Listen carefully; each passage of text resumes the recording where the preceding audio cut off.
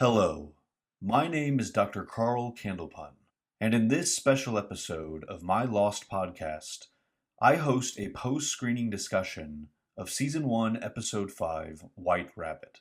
This discussion features multiple first-time viewers, and as such, does not feature any spoilers beyond Season 1, Episode 5. However, if you have not seen at least to that point in the show, I highly encourage you to do so first before continuing with this podcast. But without further ado, let's begin.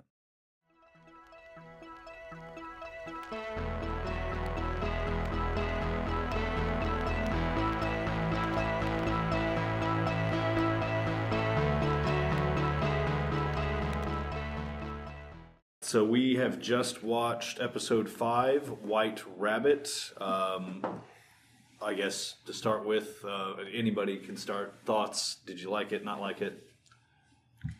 There were several times during it where my exact thought was, "You dumb bitch." Which one? I think the most interesting thing that I saw is, so the pregnant lady was the likable blonde. I'm not counting Mary because he's a dirty blonde. He's like barely blonde. Charlie, just want to make sure everybody understands when he says Mary, he's talking about Charlie. Yeah, the Hobbit boy. But then she started going off on astrology, and I was like, oh no.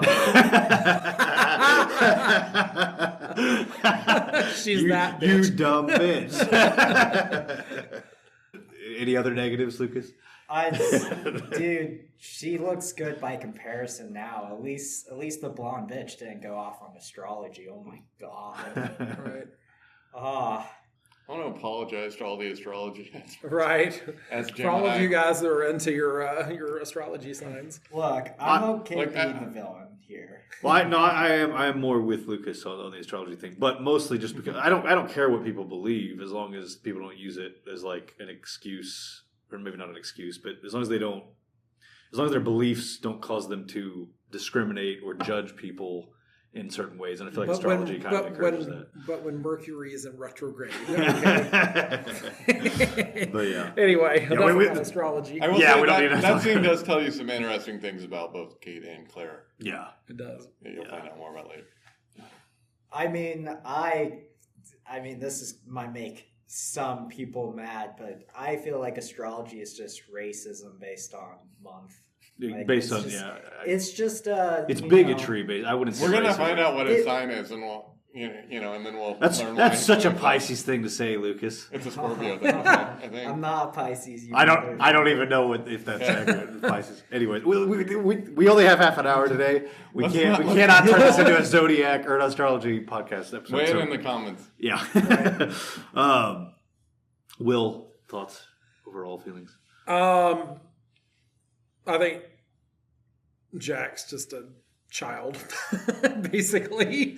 I have a different opinion of him now, actually. Like I don't know. I like the backstory, but you definitely feel like he's still like this child trapped in a man's body now, and now he's got all this extra responsibility that he didn't ask for, and now he's really doesn't know what the hell to do with it, and obviously coping with the father's death, and there's definitely that whole dynamic between him and his father, where clearly the father was the dominant figure in that family, and now the father is gone, and he doesn't even know what to do with that. I do want to know more though about what the hell the mother was talking about and what that was all about, and what happened with him and the father, and why the father left and all that, because obviously there's a whole lot of baggage there that hasn't been unpacked yet, but I don't know. I do have some thoughts on Yeah, that, what do you think? by the way. I think the mom's also a piece of shit. Yeah, well, I kind of gathered that from Yeah, her yeah. interaction with him. Why didn't she go after the father? Why is she putting all this on her son? I think they were both just terrible. Well, And I would know about having doctors as parents, since both of my parents are doctors and they weren't. Did yours run away shitty from like home, that. or were they pieces of shit? No. I'm gonna say no. Right, you Just know? well, my response to why she would have, I feel like the dynamic there, I would assume, she's the wife. She probably did try to stop him from going. He wouldn't listen. She thinks Jack can do a better job. for whatever reason. Personally, I think her and him are having problems, and she's using the child as an excuse in all this and trying to put the blame on Jack. Sure. But maybe there is something with Jack and his dad, that led to some of it. But it sounds like they've got the typical fucked up family syndrome going on. So yeah. Well, and if Jack is somehow the catalyst for what his dad was off doing, then it would also make sense that the mom thinks he's the only one that can kind of fix that and bring it back. That's not me defending the mom. I'm just throwing out why she didn't feel like she could do it. Maybe Jack didn't want to be a doctor anymore, and he is just really burnt out on the whole thing and feeling like he wasn't up to it because of the trauma his dad basically put on him. And maybe that's because the dad is like, I can take it, you can't, but the dad obviously couldn't take it because he ended up, boozing and doing drugs. Whenever he was about to say, I can take it, I kept expecting him to take a drink right after saying, oh, yeah, totally. I can cope, you can't. And then the show is a little more subtle than that. But the dad seems like the typical narcissistic father that I can do anything better than you. Yeah. But in reality, I'm drinking and taking drugs in the behind closed doors type. So yeah, so sure Jack's got some fun genes there. Yeah. So did you see it coming that the dad was dead? I think so. Yeah. I mean, obviously, I think even from like the last episode, I thought he was hallucinating and maybe seeing something. I don't know that I immediately noticed that it was the dad, but yeah, I mean, it makes complete sense now. Sure. What's going on there? Well, so now you're convinced he was hallucinating, I take it. I think so. I mean, I don't think the dad's a ghost personally. I mean, I think obviously the dad's on the island, the casket's there and all that, but the body was not. But the body's not there, but I don't think that means his dad's alive. I mean, he supposedly was dead before all this happened. But then there's the whole like weird shit that happened in the airport there with him and the like rush to get his dad home and all that stuff, which I was a little confused by that. It just seemed odd. I don't know, like maybe there was more to it. I don't know, but I have a shot in the dark. So the hallucination thing really kind of threw me. Gotta keep track of those water bottles. You just learned because it was very different from the other stuff and more like mystical. It's like, is this island somehow going to be like some facility where they're manifesting things from people's psyche into like the real world, where his dad, it makes me think maybe there's some force that's like looking out for them. Otherwise, it's a really weird coincidence that him following the white rabbit, which was his dad's shoes, led him to his dad's coffin. Well, so that's the question, right? Was it? I say the question. It could be a coincidence entirely, but if you want to interpret that this manifestation was leading him somewhere, was it leading him to the coffin or the water or both? See, I was trying to figure that out too, because I was like, at first it seemed like it was the water until you saw the coffin, and but it was weird too, because like I still go back to like what Locke's involvement in all this is, because right before that moment, Locke basically tells him, you have to go find this, in order to be the person that you need to be for all this, you must go seek all this out. It's like Locke already knew all this was out there. And so I don't know. It's that whole thing is like bothering the hell out of me. Like, what the hell's going on below? That's the last time we see him in the episode, by the way. We don't see him. Yeah, he just vanishes after that. I was like, what the hell? Where the hell did he go? He's still looking for water. Yeah. Clearly, the monster, when he saw him, is just like, oh, this is a sad guy. And showed him Pornhub of the future. And that's why he's like, oh, it's beautiful. Well, so since I wasn't, Lucas's interview wouldn't download from the site when I did it virtually for the last episode. So to add a little bit of context, what did you say about Locke? Your thoughts on Locke after last week's episode? I said Locke is not the incel protagonist we asked for, but he's the one we needed. So... I mean, I'm a fan of Locke. He's my boy. He's my sad little boy. I like Locke too, actually. He's one of my favorite characters so far. I'm actually kind of curious, Will. Do you like Jack more or less after this episode? Less. I got the sense from what you said before. I like him more. I think he's a more I'm with interesting you. character. Yeah. I thought he was pretty bland after the pilot because he's just kind of like, eh. And this episode made him more interesting to me. So I actually like him more. So that was funny because that's how I was with Locke until the last episode. And then the last episode, I'm like, I love Locke now. This is my favorite character. But I don't know. I think it's just, I don't know. I think it's just because I don't like the whole like dynamic of him and his father and all that, which I know is like part of the story. But I don't know. I feel like he's setting up for like some kind of, I'm trying to be the hero, but I'm not ever going to be the hero thing. I don't know. I can't decide what I think about him now. It just kind of jolted my thinking a little bit. I think he's going to become a better leader as time goes along. I don't think he's going to regress. Locke continues to be the most interesting character from the last episode, and him just saying very weird things. It's like, I know. I just want to like go on Locke's adventures and know where the hell he's off at and what he's off doing in the middle of the forest, because that's clearly more entertaining than what's happening on the beach. Well, okay, I might be jumping on that a little prematurely, but I feel like it's a good transition. So this episode kind of had a type of Law and Order Island subplot, which, from what you just said, makes me think you did not enjoy that. Them trying to figure out who took the water and... Oh, no, I was fine with them trying to figure that out. Is trying super hard to be worse than his sister, and I don't know if he's up to Oh, I know.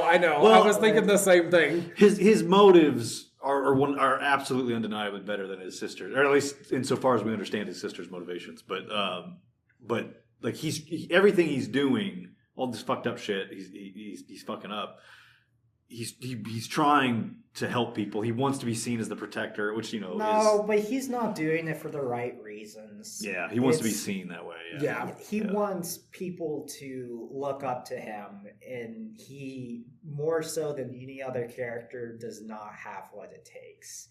Like, he's too stubborn and full of himself to accept that there are things that he can do and things that he can't do. But he runs Don't tell him what he can't do. Yeah, right. He runs a business, but he can't swim, even though he was saving the girl. Not It's even interesting. We're getting a catchphrase. So we had "Don't tell me what I can't do" last week. This week we had "You don't have what it takes." And I think we had one before. I'm trying to remember. Well, live together, die alone. Well, that becomes a catchphrase, but it wasn't like repeated. In four one times in this episode. episode. If Lost took place 20 years later, Boone would have been a crypto bro.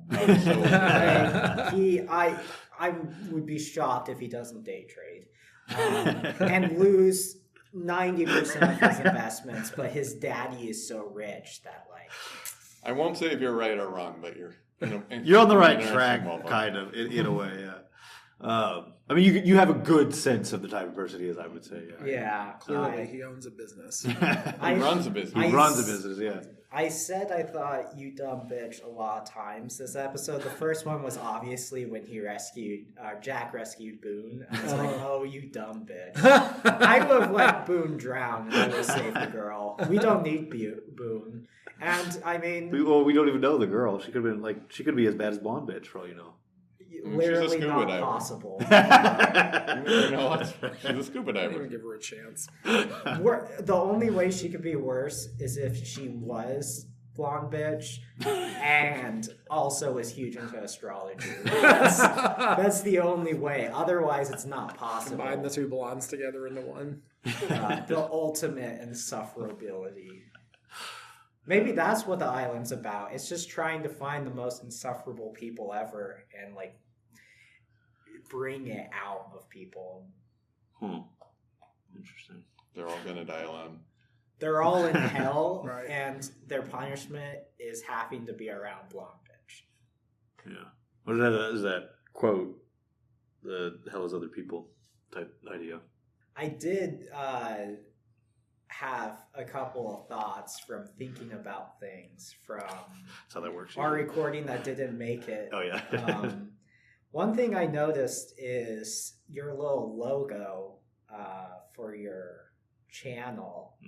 That logo looks a lot like a spider web, which would imply that the monster is the Aragog. Sure. Yeah, sure. Sorry, that just derailed my thought for a second. Shelob is who I meant to say. Aragog's the spider from Harry Potter. Yeah. I meant to say Shelob. The thing is, my brain went to Shelob too. I was like, no, Aragog's also a spider, so you're not wrong. Yeah, just wrong one on it. But I did feel weirdly upset, and I'm not sure why. I think it's because of Mary being from Lord of the Rings. It feels like it needs that synergy. Shoot, what was I even saying? I thought it's okay, so if that's sort of situation, maybe this is some form of web, the island acts as some sort of web. Maybe the spider, because the monsters only attacked people when they're in the forest. For some reason, it doesn't go on the beach, which is weird. And I'm not sure why. I've noticed that too, and that's made. I've wondered about that multiple times. Why is it only happening in the forest? It's funny. I talked to. If it wasn't one of you, it was Julia. I talked to somebody yesterday on the virtual interviews about that. No, I'm an idiot. It was with my co-host yesterday. We were talking about the 6th episode, and then we kind of talked about that. So, but that's a great question. Why isn't it coming out and attacking them on the beach? Why is it staying in the forest? That's a great question. Maybe it's scared of water somehow. Speaking of the monster, I was thinking, I noticed that when there was the pilot and whenever they showed the flight attendant, they had this little pin. And that struck me as, I don't know if all flight attendants had a pin like that in the early 2000s. And the pilot had that as well. So I was trying to think of reasons why the monster wouldn't attack Locke, but would attack the pilot. And it makes me wonder, is it because of the pin? Because they found the pin on the ground. And the monster didn't eat the pilot because they found his body and he just looked like he was thrown all over the place. So it makes me wonder if something about the pen triggered the monster. Maybe it's a Frankenstein's monster type situation where maybe it's not evil necessarily, but more like a wild animal, maybe an experiment or something. And it had a very negative reaction to the pen. And then once the pen fell off, it calmed down and then just fucked off. I mean, that pin's a pretty specific guess. Not saying it's right or wrong. Well, the reason I'm going to the pin is because why did they have the shot of them picking up and looking at the pin? I guess they then look up and see the guy, but it felt deliberate. And so I'm very suspicious of what makes the monster killy and what doesn't. Well, he has a suitcase of 400 knives, as we learned in this episode, or 300, or maybe 200 or 400, I don't know. But he's got a whole bunch of knives, so maybe that's why the monster leaves him alone. I don't know. The monster loved the movie Knives Out and just... Well, this was many years before that, but... Time is irrelevant here. Right, we all know they're time traveling, so it's... Yeah, for all we know, the French people are going to show up later, and it's going to be some time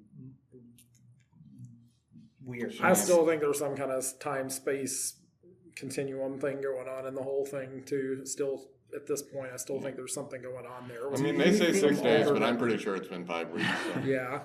Do you think the island's some sort of pocket dimension? I do. I do, actually. That they were sucked into. It's kind of like the Bermuda crash. Triangle. Yeah. I think there's something going on there. Well, so I want to back up real quick because you guys were talking about the monster and why it didn't kill Locke, or just along that same train of thought. I know the answer. It also has a subscription to Pornhub. So they're sharing a password. In this episode, you find out, because I think I talked to each of you about, why the monster didn't do anything to Locke, or why Locke didn't tell Michael what he saw.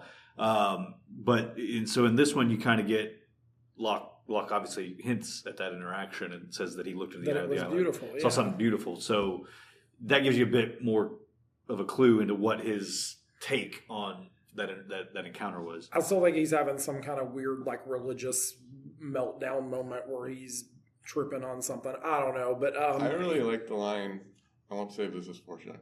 Where he talks about whether crazy people know they're crazy or not. Crazy people think they're going insane. Well, yeah, and is he talking about himself or not? I have that in my notes. Right, and what is he seeing that's beautiful? Because, like, clearly he lives in an alternate reality anyway, and we talked about that in the podcast the other day, that Locke, like that whole last episode, with him and his phone sex girl that he was talking to, Helen, that he thought was real and was his girlfriend, and just everything that was going on. He's made up this fabricated story in his head to get past, the disability and what was going on there. And so I think he's still fabricating things in his head, and I still think what's happening in the forest is partially fabricated, or maybe he is having the enlightenment that he thought he was going to get on his original excursion that he was going to do in Australia. Maybe he is now using this trip as the enlightening moment he was supposed to have. I don't know. I agree with your enlightening thought. As far as the flashbacks, I read that a bit differently. I wasn't reading that as he was detached from reality. I felt like he basically told coworkers, implied that she was his girlfriend, just because if the most meaningful interaction you're having day to day was talking to sex phone operator, why on earth would you be honest about that with your That's girlfriend? true. Yes. It felt like when he was inviting Helen, it was more of him trying to take something that was artificial and make it real. Yeah, I think I'm somewhere between you guys. Like, I think he did misinterpret. I think he had been talking to her for months, like he says in that scene, and I think that he misread what he thought was a genuine connection. It's just her trying to be nice and do her job that he's paid her for when he calls her. Yeah, and she's getting $89.99 an hour for this. And dude, so I don't think he's quite a lot of money for early 2000s. I know, that's what I was thinking too. I was like, was it really that much back then? Dude, maybe I need to change professions. Is that even a profession now? Like, I remember back in the 90s, like, you would see the commercials on TV late at night, like, call so and so at 1-900 whatever. Well, I think it's like so much for like the first however long, and then after, in the second hour, I think that's what she says, like, oh, that's another $89.95. Yeah. But yeah, I think you're right. I think it's somewhere in the middle, because there's definitely an isolation issue there too with him. Because I was talking about that the other day, that I definitely feel like he was very isolated and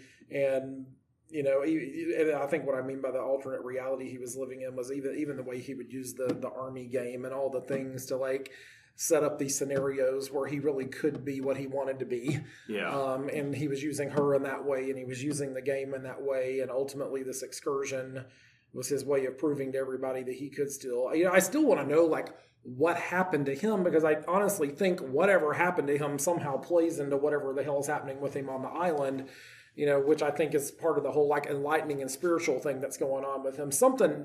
There's still more there to him that's definitely not being told. Well, I would say all three of the characters that we've had flashback episodes for so far, Kate, Locke, and Jack, it's like, okay, now we've had episodes focusing on them, but we don't know what Kate did. We don't know what you're talking about with Locke. Now there's like, okay, so what did Jack do with his father? And clearly they've all been through something very traumatic, but you don't really know what the hell any of that is. You just know that they've been through some kind of traumatic situation. Yeah. Well, with Jack, getting it back to this episode, like, the reason I sympathize with Jack in a way that you didn't seem to is, like, having his dad say that to him as a kid, and I don't know. I feel like I can empathize with having something from someone that you love and trust, somebody saying something like along those lines, sticking with you all the way through your life. And maybe you don't realize it on a conscious level for a long time, but then when you kind of like, oh, this is kind of where this insecurity comes from or whatever. I don't know. I don't think it makes him a kid necessarily. I think the insecurity's there, but I think you can choose choose to do what you want with that.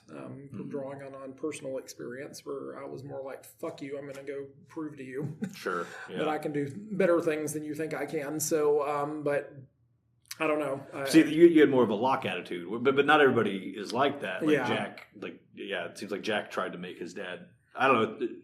There's still more context there, I guess, to go into, because on the one hand, it's almost like Jack's dad's telling him that he shouldn't be something along the lines of a doctor Right. in that flashback, but we know that he does, and we know that he feels that he did it because it was kind of expected of him. So, yeah. I think it's a mix of it felt expected and maybe more so that his dad told him he didn't have what it takes, so that I'm going to prove him wrong. Yeah. Yeah, I think that makes sense.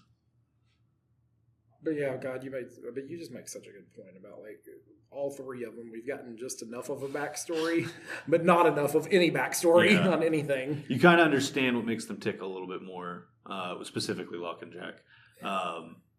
But yeah, there's still plenty more to go. And this is before they even realized that, we're going to be doing this for a few years. Yeah. Well, and I thought it was, and obviously, her backstory still has some more playing out too, because when you look, the moment where he passes the badge to her in this episode and goes, I guess you're the sheriff and all this now, basically, obviously there's still more of that story that's going to evolve because, I still want to know what the hell she did, what happened, how she ended up with the farmer and all the stuff before she was arrested. So, yeah. So as far as them investigating the water and her getting the badge and stuff, like, did you guys, did you know who took the water? Like, did you kind of know beforehand, or were you like, oh? Did you not even bother to think about it? I didn't really bother to think about it. Yeah. I was like, I feel like it's going to be some character that I don't really care about, and it's not going to change how I feel about them. And it was true. It just confirmed Boone is the second fucking worst person on the island. Right, next to his sister. It runs in the family. Yeah. Yeah, well, I don't know. The water thing didn't bother me a whole lot, and of course, then right about the time you figure out who it is that even has the water. Well, clearly he's just found the water, so it kind of took the dramatic moment away because you had just found out that he found water on the island. So now you're like, who cares now? So well, yeah. I mean, it kind of ruined that moment because there's all that build up to the water being stolen, but then he finds the water right before you realize who actually stole it. So it's just but the character. I mean, it creates that moment of sorry. I kind of don't like that either. I feel like it solved the crisis before the crisis was able to really get interesting. Yeah. Well, and in a way that just felt very like, is this a coincidence? Are we supposed to read into this as well, but I mean, I think that Jack, that is what water. I think also, what the fuck with the dolls? Yes, thank you. The dolls. I do have to say this about the dolls. I don't know if you guys caught it the same way, but I felt like those were old dolls. Not like in the sense like they were new dolls from a packaging standpoint, but they felt like they were from another era. They felt like they were like 50s, 60s dolls, not like 1990s dolls, and I definitely picked up on that. Yeah, I misremembered the plot, and I thought this was related to something we're going to find out about later. Yeah, I definitely think there was more to the dolls. Okay. I think in the next episode, but I can't remember. I don't even know what you're referring to. So I can comment on. So, and again, back to your point with the pin earlier, they spent a lot of time setting up that doll sequence there, where he goes and he looks and he picks the one up out of the water. There was a lot of time spent on the doll before you even got to the casket. So interesting symbolism is that the doll was drowned. And the episode opened with him being unable to save someone from drowning. That's true. That's true. And the first thing he does, is pull it out of the water. Oh, that's true. That's a good so that could be significant for some reason. It could just be symbolically saying he's accepting his failure at saving the woman. This episode's all about water. Yeah. That's what I want to get back to is you were talking about you guys not liking him. I don't know if for sure that's what you were saying, but him finding the water that is meant to be like, oh, so is that why he was seeing this? Like, is this some kind of spiritual thing for him, or some kind of mystical thing for him that led him to this thing that they all needed right I now? personally feel like Was his Locke dad sent him helping on him that out? quest, though. Well, I'm locked in. It calls him to start seeing his dad. Yeah, but I feel like the whole like finding the water and sending him off to like go do the quest thing was kind of Locke's idea. We said to continue it, to finish it. Yeah. The reason I don't like that as an explanation is because the last episode, Jack sees his dad's hallucination or whatever it was, and that's before anyone even knew that the water was running low. It isn't until this episode that they find out that, hey, we're running out of water. But if this is a mystical, spiritual thing that's happening, then surely it would know that. Or the water is really just it seems almost, you could read what happens in this episode of him following his dad as him learning to accept the role of leader. The water is just the thing that is needed to get him to embrace that. That's the thing that it all of that's to say, I think the point of the Boone thing and then finding the water in that moment right after we, the audience, know that he's already found it, is it's the crisis that makes him step up and prevent this thing from escalating. It was right back to the opening scene of the fight, except for that this time he was able to do something finally. Mm-hmm. There was kind of that moment where he broke up the fight and took his role as the leader. Yeah. I think it's unrealistic that his father's ghost leads into water, because I don't think that character has drank water in about 50 years. He drank the water all right. He only drinks the water when it's frozen in a glass of something else. Right. Yeah. The only other thing I have in here that we haven't talked about yet, just a real quick thing, is this episode kind of recontextualizes, in the last episode, Jack's aversion to the memorial service. Mm-hmm. Like, he just kind of didn't want to have anything to do with that. And now you kind of get a better sense of why that might have been. Yeah, that makes more sense. Yeah. And then also you know why he was in a suit on the plane. I almost kind of want to, because I forgot, that he's coming right onto the plane in the emotional state. I almost kind of want to rewatch the beginning and like the flashbacks from the pilot, now knowing that's where he was coming from. Yeah. Did you not remember that, or? I didn't remember it off the top of my head. I wasn't thinking about it. Okay. Cool. Okay. This is all hallucination with the sole purpose of helping Jack get over his dead father. Right. These are the types of theories that people had back in the day. The reality is that he's been sharing the drugs with everyone else. He's been sharing the drugs. They're all tied up in the basement somewhere. Some kind of experimental therapy. Yeah. Trying to get them to work through their issues. Yeah. They're all in this. What's crazy is you find that out next week. And then they just leave them in the basement. They're never on the island again. It's them awake in this facility. Yeah. It was a major budget saving thing. You just hear them talk about the island. Yeah. It becomes a romantic comedy after that point. They leave the base. I mean, we did get a cop show this week. I think it's funny that I think part of the pitch of the show was like, oh, the flashbacks are going to be like a crime drama, a medical, and so we had Jack and there's no medical stuff at all. Yeah. It's all about his dad. But then we have a cop show on the island. Yeah.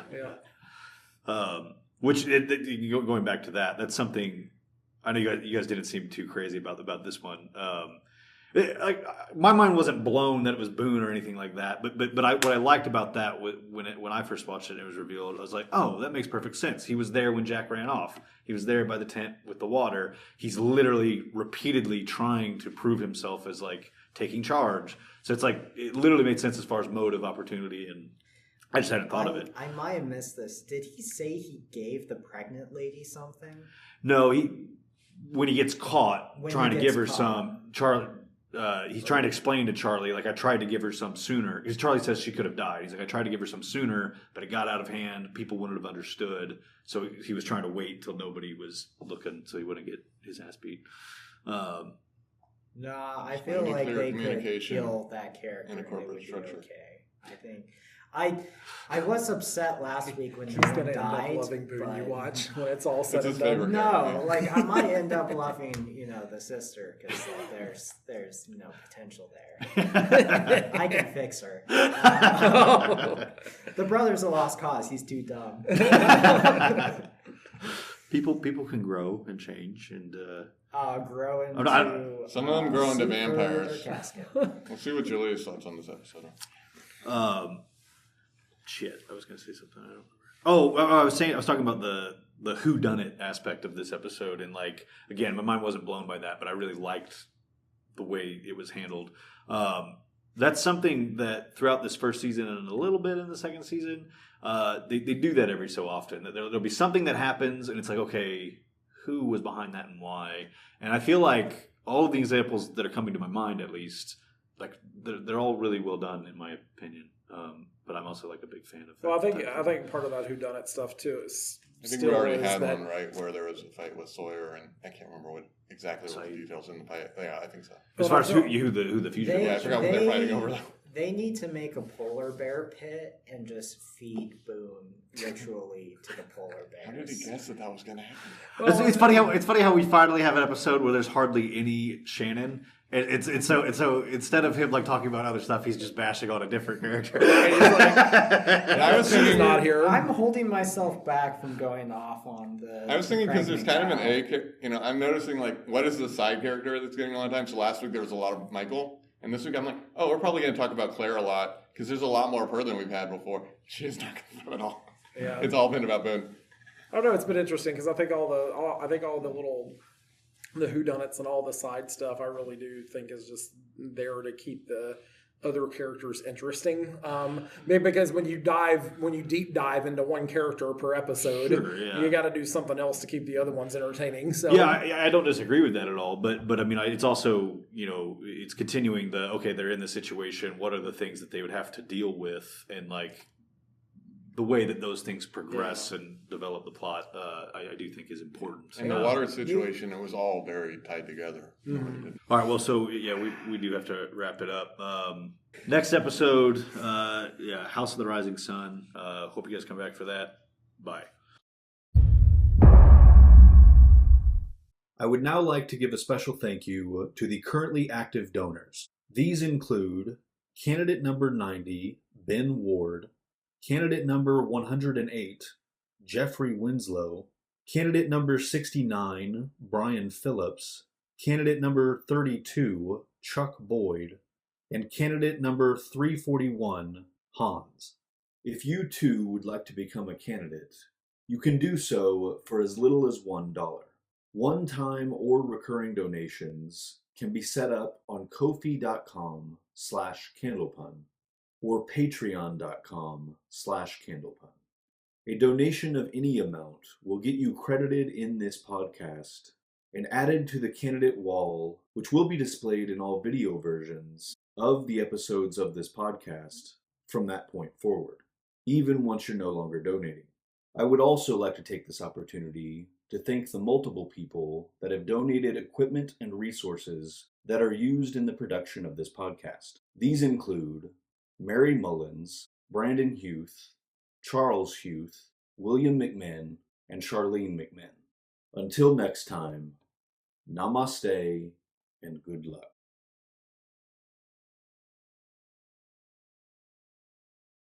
All right, so yeah, we got to get out of here now. But yeah, next week we're doing House of the Rising Sun. Hope you guys come back for that. Bye. All right, now you guys can. To like this video, click the thumbs up. Or, if there has been an incursion by the hostiles, click the thumbs down.